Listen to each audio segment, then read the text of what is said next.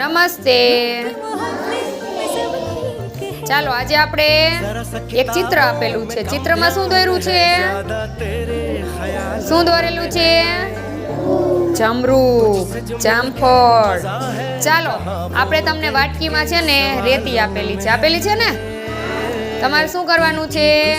તો ગુંદર લગાવીને એમાં રેતી લગાવવાની છે. રેતીથી આપણે ચીટક કામ કરવાનું છે.